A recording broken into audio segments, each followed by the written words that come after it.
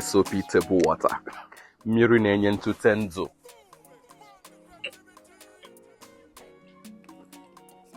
Yenum ka nwu bulu na nwu. Jee goro nke gị. Ọ dị na market now na nwere ebe ọ ga-ache yara ifu ya. Yenum mmiri ka nwu ọnụ. Ọkwa bottle water ma na nwuzi this year. SOP, not just bottled water. Ime nweta Yenum typhoid. na ọnụ. Jee gote nke gị biko. Hai. Na idi kema na ewu. Ke mo mari ego moto. A motor. I'm tired of trekking. Ọkwa nsọsọ gị nwa. Ọ na-anya between now and next 3 months. Ọ bụ na m afọrọ ego moto. Nje selu nke mmadụ post na social media. Pressure. Congratulations, Salah Ribieno. I don't tell you more easy. At least if you say can joke was hey, other for culture ibu moto today. Did you update too much?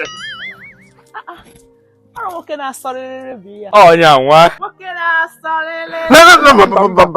Mba, anaza amaka nwoke na-asọrịrị like that. Don't hug him. Don't hug him. Actually, no ga tap.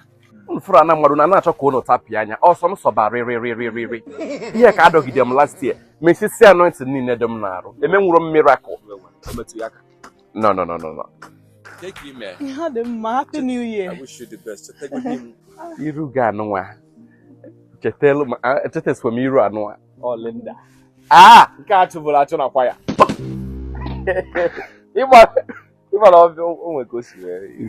Kejeta dịka na-esi jiji wee jidefa.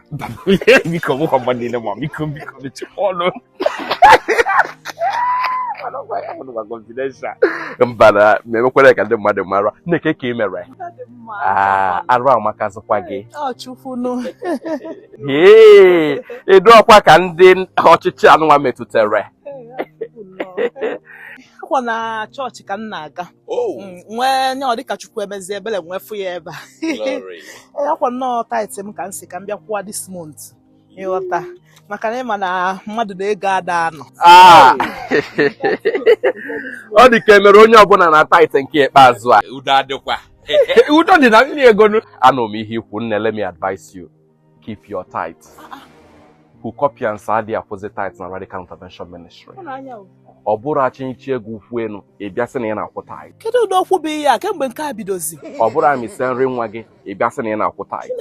Ụmụ ife anụnwa na-eme anointed ministry ọ na-agbada ime asị na ministry anyị adịghị eme miracle. So if you're a hookopian, keep your money to yourself. N'enu m nụ. Ama m Linda ọfụma. Linda dị faithful to all her boyfriends. Ọ bụrụ hookopian. Probe hookopian. Ị bụ hookopian. Adị m eme hookop. Kedu ihe bụ onye ọmụmụ na-egbochi m ọnụ? Boyfriend ya Lucien 7 ma Daniel ma Ivana. Amacha m ya, I'm not faithful to all of them. Ọ nara eme hookop.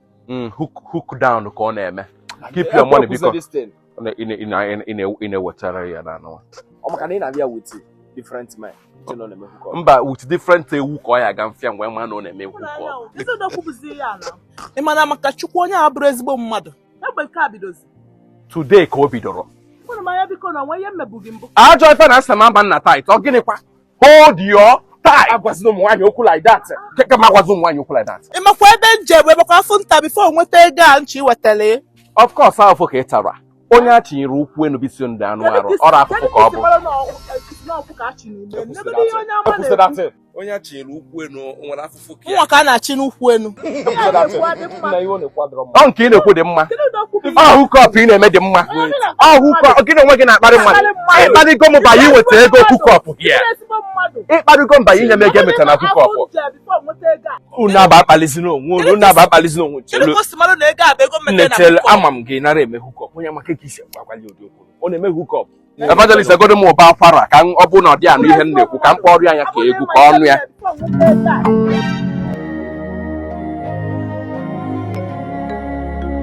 Ikenye Chukwu egimetere na hookop.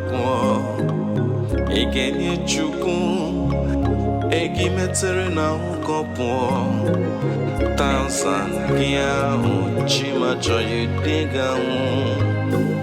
Million chima gagemetu yaka inano. Ikenye Chukwu egimetere na hookop. Ikenye Chukwu egimetere na hookop. Tanzania chima joye diga. Billion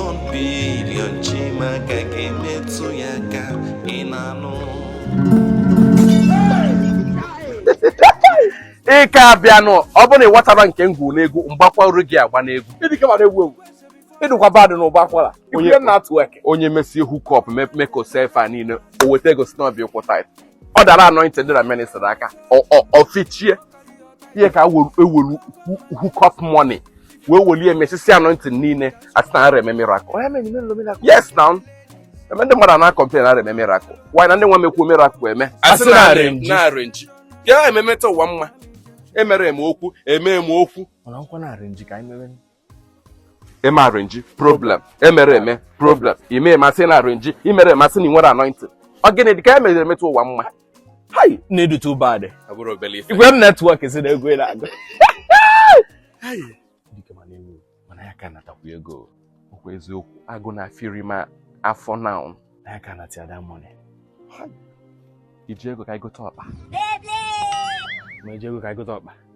I reject le ego bịa kita na yo ego. Ihe men jide m jinta no ka nje na tia share nke m. Si ana m agba ya ruge ya.